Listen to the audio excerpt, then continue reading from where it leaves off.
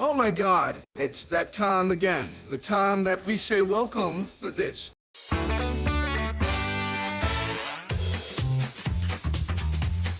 It's Breaking the News with Des Clark.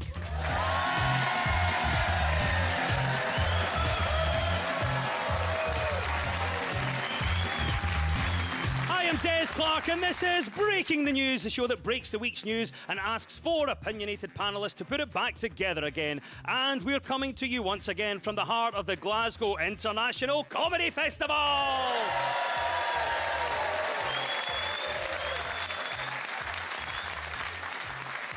As usual, I'm joined by some of the best stand-ups in the country. On my right are Susie McCabe and Alistair Beckett-King, and facing them are Ria Lina and Paul McDaniel. In the news this week, commuters in India were stunned as an adult movie appeared on screens at a busy train station.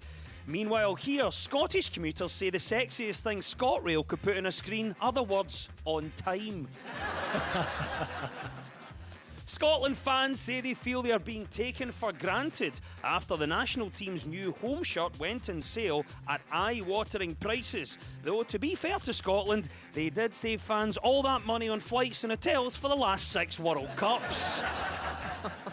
And Joe Biden presented medals to showbiz legends, including Bruce Springsteen and Gladys Knight, although he admitted neither is his favourite musician that he's seen live. That's still Beethoven. Right, you've met the panel. Let's crack on with round one.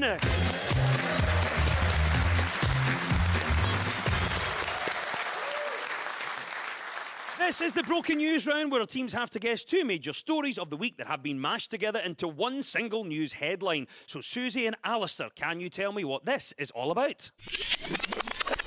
With the SNP leadership contest in its final week, Nicola Sturgeon has suggested it's time for parties in Downing Street. Boris Johnson is in the fourth hour of an avoidable own goal. He's repeatedly told the Privilege Committee he didn't lie to Parliament, despite that previously being denied to a newspaper. Is this the leadership election for the SNP because Mum's decided to jack it in? That is exactly the right answer. Up to there. She's up to high dough with it. Up to high dough. That's the right answer. It is indeed the final week of the race to become the new SNP leader and First Minister of Scotland for Humza Yousaf, Kate Forbes and Ash Regan. Peter Murrow resigned as Chief Executive of the SNP after the party lost a third of its members, something previously only achieved by the Sugar Babes.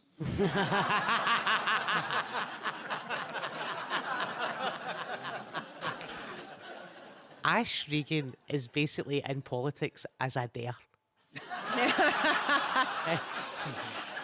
And do you know what? She's done the dare and she's like, right, I've won it, and she's been back in the booze and they've went, go for leader.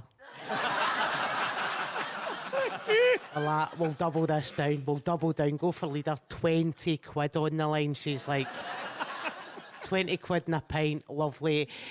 And then there's Kate Forbes now. A lot of people go, oh, you'll be very upset with Kate Forbes' stance on the LGBT community. And that can be quite upsetting, I suppose. I'm more upset that she's part of a denomination that thinks that pipe organs are the work of the devil. And then Humza. I just want to see him running round Holyrood in that big scooter that he fell off. Just getting up to Douglas Ross and doing wheelies. Whee! It's a shambles. Well, there we go. That is it. Alistair, what have you made of it? Looking from the outside in on the SNP leadership race, what do we think? Is it chaos or just growing pains? Well, what have you got? You've got three candidates. You've got a candidate for if you don't like gay people and trans people having rights, and you've got a candidate for if you don't mind gay people and trans people having rights. And interestingly, you've got a candidate for if you don't mind gay people having rights, but you don't like trans people having rights, which, for me, that's like the pescatarian option. You know, like, you don't eat meat. You're like, oh, how could you do that to the little animals? But I do eat fish, because screw those guys for some reason. It's a completely different situation for reasons I can't go into. And I think taking an anti-fish stance leading Scotland after salmon and sturgeon is brave.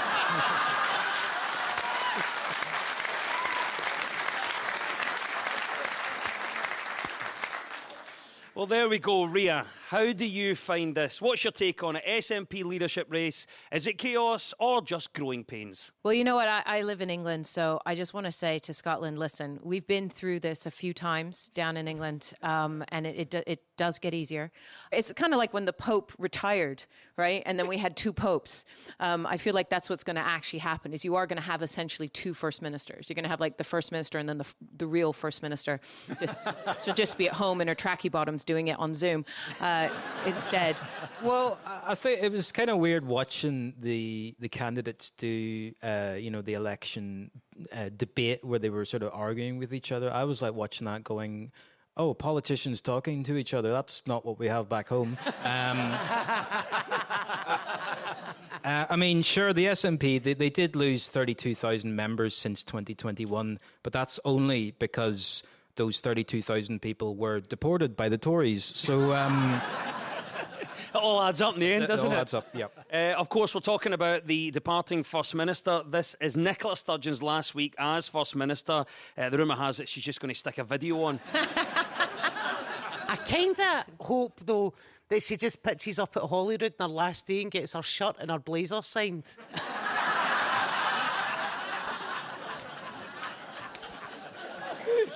Ria, what about you? In terms of Nicola Sturgeon, it's her last week as First Minister. What will be your lasting memory of her? I think for me, I'm always going to remember how well she did during the pandemic, and I remember clearly again because I was in London watching this, that whatever she did, Boris Johnson would do exactly the same thing shortly after.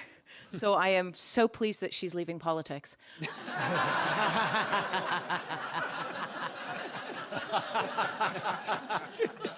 Thank you very much to our teams correctly identifying, of course, our first story there and reflecting on Nicola Sturgeon's last week in the job as First Minister. In one of her final appearances as First Minister, Nicola Sturgeon went on Loose Women, or as Kate Forbes calls it, Jezebels.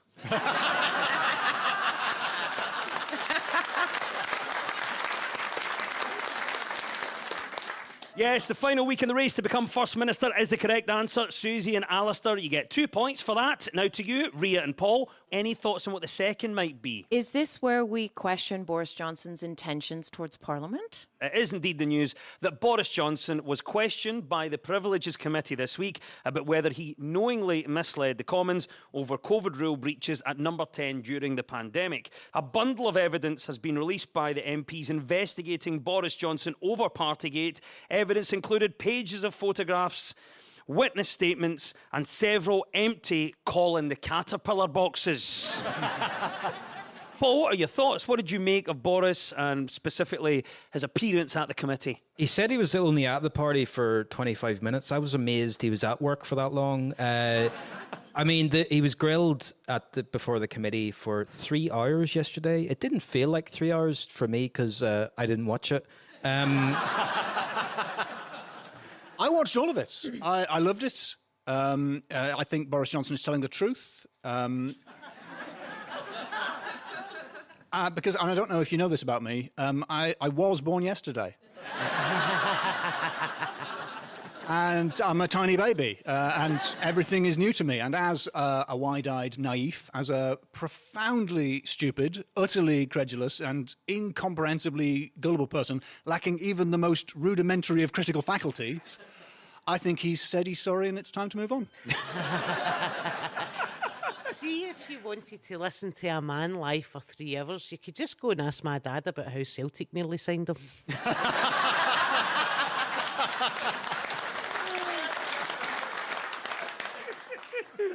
Well, there you go. Boris Johnson did appear before the committee. What do you think? Is this the end of Boris Johnson's political career? You know what? How messed up is British politics that his career hangs in the balance over whether or not he intended to mislead Parliament? Not did he mislead Parliament, because he totally did, but did he mean to? Did he really mean it? I mean, let's just look at his track record, shall we? He literally illegally shut Parliament down for 5 weeks when he prorogued it during the Brexit crisis. He meant that. He tried to change the ministerial code to protect Owen Paterson. That was on purpose. He redecorated his flat using donor money, giving Kerry free rein with the designer, which was perhaps reckless, but it wasn't an accident. He intentionally gave his brother a peerage. He definitely got help getting a loan from a guy he gave the top BBC job to. He meant all of that, but this was a mistake? Come on, people. Come on.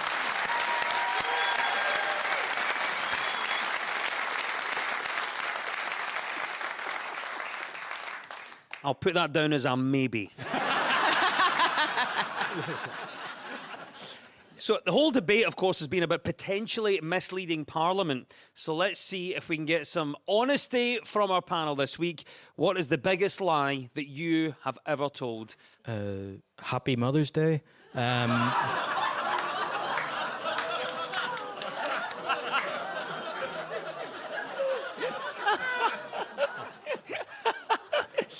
Susie, what about you? We're talking about Boris and about potentially misleading Parliament. What would be the biggest lie that you've ever told? It's just the other week, Des. I bought a share pack of minstrels and I thought, I'm going to share these.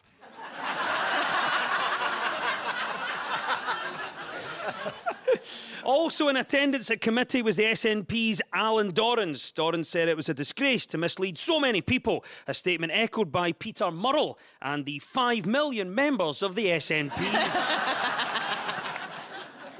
Well done, Rhea and Paul. You get 2 points for that. It was the mashup of the final week in the race to become First Minister and Boris Johnson getting a grilling from MPs. And at the end of that round, well done, it's all square.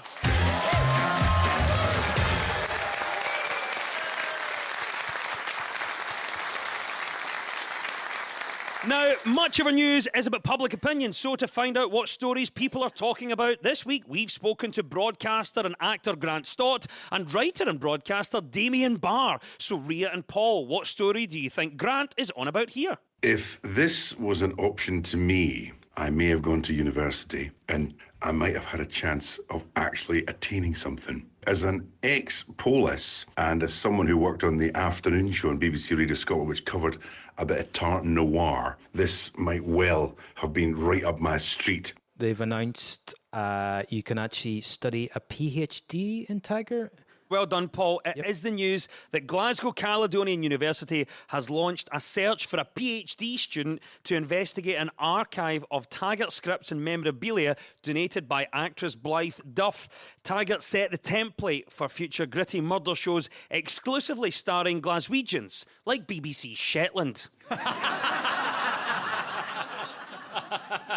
Rhea, what about you? Would you like to do a PhD in Taggart? No, this is appalling. I'm sorry, this is appalling. And I speak as someone who has a PhD in a proper subject, and I'm appalled. This is not good. You can't just get a PhD in anything. If there's an emergency on a plane, is there a doctor on the plane? Yeah, I can read your lines for you. No.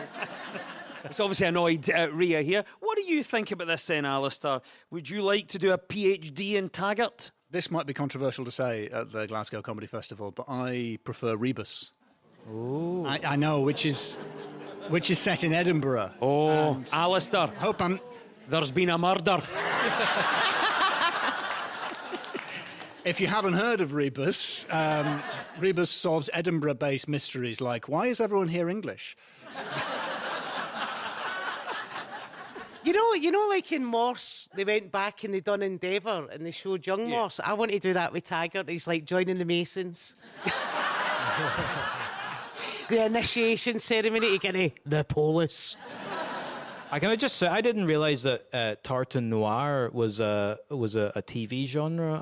I thought that was Alex Salmon's porn name. So.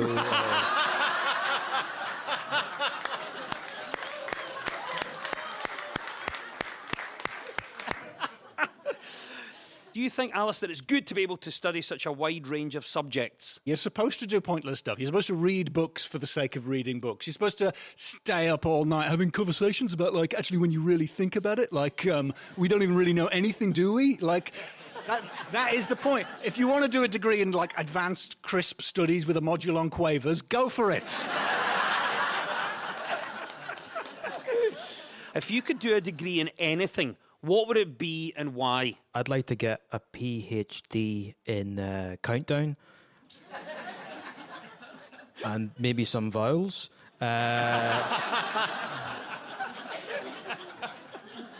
Glasgow Caledonian are also offering a PhD in Colombo, in which you get your final grade at the start of the term. Then you have to work out how you did it. There we go. The chance to do a PhD in Tiger is the right answer. Rhea and Paul, you get 2 points for that. Now to you, Susie and Alistair, what do you think Damien is talking about here? Oh my God. The sight, the sound, the smell, the thought of this story gives me the absolute bulk. Who does this? Who goes to work, sits down at their desk instead of cracking into their emails? Utterly disgusting, in full view of everybody else. American politician Ron DeSantis, who is a very messy eater, and that this has inspired people to set out rules for the conventions of how you should eat at work. Well done. It is the news that The Telegraph has published a set of rules for how to eat food in the workplace. This is after prominent American politician Ron DeSantis sparked debate when it was reported that he ate a chocolate pudding with 3 of his fingers while on a work trip. Yes, true story. It should also be noted that Joe Biden has also been known to leave a few breadcrumbs around, but that's usually so he can remember his way back to his office. Well, there you go, Alistair. You got the right answer. Do you agree with these rules, then? No, I think there should be only one rule when it comes to food, and that is that burgers should be no taller than a human mouth. They have taken us for absolute fools, Des, with their ludicrously tall burgers that have a skewer down the middle topped with onion rings. It's a brioche bun, which shatters under the slightest touch, containing a burger so covered in relish, it might as well be liquid, and it costs £16. What was the question? Whatever it was, that is the right answer. Well done, Alistair. Who thought that brioche on burgers and hot dogs? It has ruined it. Ruined it. I've not had a burger in years. Look at me. I am a shadow.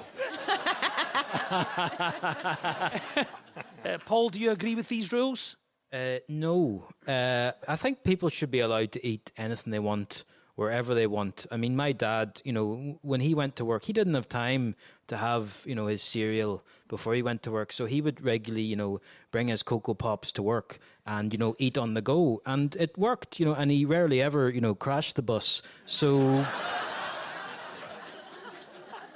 Susie, what's your most embarrassing food-related moment? I once got some Slim Fast mixed up with Angel Delight. Oofed. That was not a delight for anyone. Rubber ring and a bag of ice. It was... I get into trouble a lot when it comes to food because I'm a vegan, and if you're vegan, it means that you can't follow people's advice, because almost all advice comes in a form which isn't suitable for vegans. Like, if you're vegan, you can't have a bird in the hand, you can't kill 2 birds with 1 stone, you can't skin a cat in any way at all. I'll give you an example of a piece of vegan advice. You'll see the trouble I have. Listen, you can't make an omelette.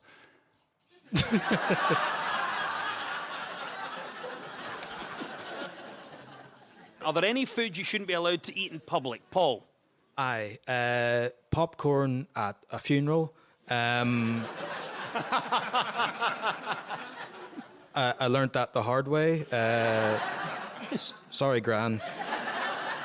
There you have it. Workplace food, do's and don'ts is the right answer. 2 points go to Susie and Alistair.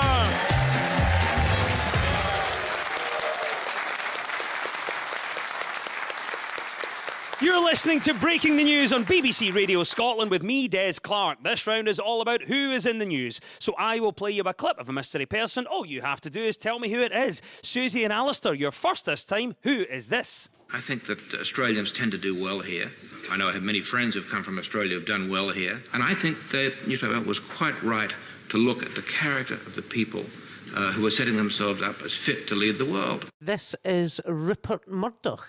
It is indeed media tycoon Rupert Murdoch, who has announced his engagement to his partner Anne Leslie Smith this week. The 92-year-old businessman told the New York Post, one of his own publications, "I dreaded falling in love, but I knew this would be my last. It better be." Like, who's doing the stag do? Saga holidays. Whoop, whoop. Too much. In your bed for 7. Imagine, any of us living to 92. No, because we're from Glasgow, right? Glasgow people only live to 92 if they move to Edinburgh. Ria, are you happy for Rupert Murdoch? Of course I am. I mean, when you know, right? He proposed to her on St. Patrick's Day because he's a quarter Irish and 3/4 reptilian. No, but I'm happy for them. I wish them all the best. They seem very much in love, and I hope they have a long and happy few weeks. So... That is the best man speech, I think, that we could hear at that wedding. Susie, how do you think Rupert's children are going to adapt to the latest stepmom? Have you ever seen his kids? I don't... His kids are like 6'2" and quite handsome, and then he comes in like Pob. You're like, oh, Rupert, I think you were busy that night. Jerry Hall, he was married to Jerry Hall for Yes. It was about 6 weeks or something. That's right, yeah. Like Jerry Hall. There you go, the old Hall soother. What even? I don't even know what that means. I think a Hall soother would have lasted longer. Ria, what do you think? How do you think Rupert's children will adapt to the latest stepmom? Well, how do you think they met? She's genuinely the same age as his eldest kids. I think she was brought home for a play date one day. You know what I mean? Rupert Murdoch will be remarrying at 92. Alistair, what do you think you'll never be too old for? I like watching murder mysteries on the telly, and they're already aimed at really old people. So all the targeted ads I get are things like, hey, are you ready for that round-the-world cruise? Do you want to release equity in your home? It's like, I don't think the landlord would be happy, but why not? Hey, do you want a bath with, like, a door in it?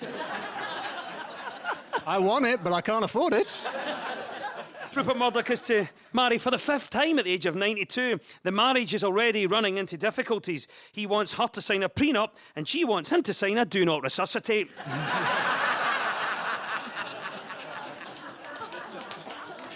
Right, Ria and Paul, it's your turn now. Who is this, and why are they in the news? I was a loser on Strictly. I wasn't good enough. I'm still dealing with it. What is it about the show where people take it? I mean, they really, really take it a little bit too far sometimes. Is this Susanna Reid? It is indeed broadcaster Susanna Reid, who's celebrating 20 years of being on breakfast television. When looking back at her career that has seen her present breakfast TV on the BBC and ITV, she revealed that she was most starstruck when interviewing Hollywood legend Meryl Streep. What about you then, Susie? Susanna Reid, are you pleased for her, marking 20 years on breakfast TV? Aye, totally. Well done. Whatever. I've been working since I was 17. Anybody? Right, see? I mean, what time did they get up at? Yeah. Well, you used to do breakfast, didn't you? I used to do breakfast radio. Aye. I think breakfast telly's even earlier. I think they would get up about 3:30 in the morning. She gets up at 3:45 a.m. Like, what? You're just coming home? Oh, no, there you are. You've got your chips, your chicken pakora. Oh, there's a car for my work, right? I admire what she does. Like Susie, I'm not a morning person. The world has been set up for and by morning people. There isn't even a word for not being a morning person. You just have to say, I'm not a morning person. They don't even see us as people. Paul, what's your morning routine? I try to be healthy. I eat, nutritious breakfast. I actually started doing yoga. I do yoga to Scottish music. I do yoga to the music of Wet, Wet, Wet. And it feels good, yeah. I feel it in my fingers.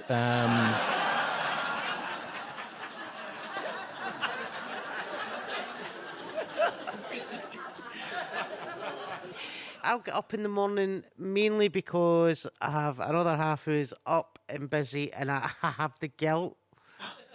I really hope she doesn't listen to this, because she'll be like, do you have the guilt? Aye. You don't have the guilt to put a washing on, no. At least you're up. That's the main thing, Susie. I might not be alive, but I'm up. You made the effort. Looking back at her career, Susanna revealed she was most starstruck when meeting Meryl Streep. But when have you been starstruck? So last year I met Jo Brand, and I was like, oh my God, it's Jo Brand. She was amazing. She was like, is this your first time doing this? And I was like, yeah. She's like, do you smoke? I was like, yeah. She's like, come with me. Out the back of a building. She also brought her own ashtray. What a wedge. That is peak showbiz, isn't it? When you've got your own ashtray, you're like, come with me. She was such a sweetheart, and I was just like, see, if I went to prison, you'd be the woman that I'd want to share a cell with. When have you ever been starstruck? Well, when I was a kid, Prince Andrew came to my school.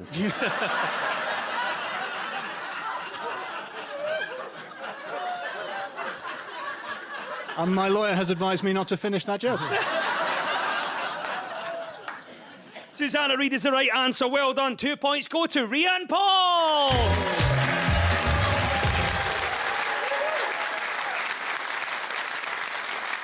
And it's time now for our final quickfire round, which is all about deciphering the numbers in the news. I will read out a headline. All the teams have to do is fill in the blanks. So get ready, teams. When we run out of time, you'll hear this. There's no proof Trump slept with Stormy. There's no baby. Well,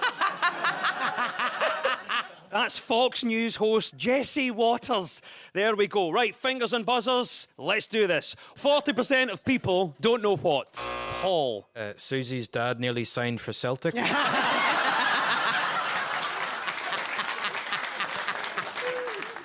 40% of people don't know what.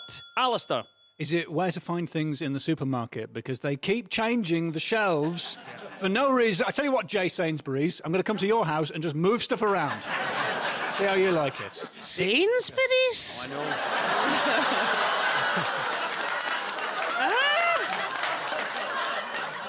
Check out Daddy Warbucks. Do you know what? I'm going to give you the answer because we haven't quite got it. 40% of people don't know what generation they belong to. There's no proof Trump slept with Stormy. There's no baby. Oh, there we go. That's our klaxon. Jesse has Waters. It means it's all over. And at the end of the quiz, our winners this week are Susie McCabe and Alistair Beckett-King.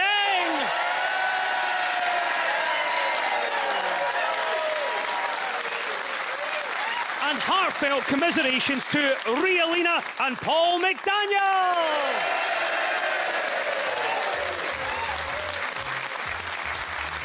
And we'll leave you with the breaking the news. Breaking news just in. This week marked what would have been the 100th birthday of French mime artist Marcel Marceau. And to mark the anniversary, the Federation of European Mime have made a statement, and I think we have the clip.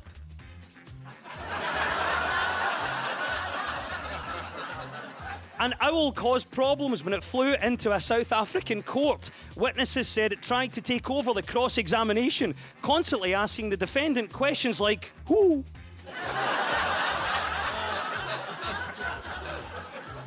And Donald Trump has told advisors that when he makes an appearance in court next week over allegations that he paid off a porn star, he wants to be handcuffed. The judge said she's fine with restraints but won't allow the use of a safe word. The news is broken. I've been Des Clark. Goodbye.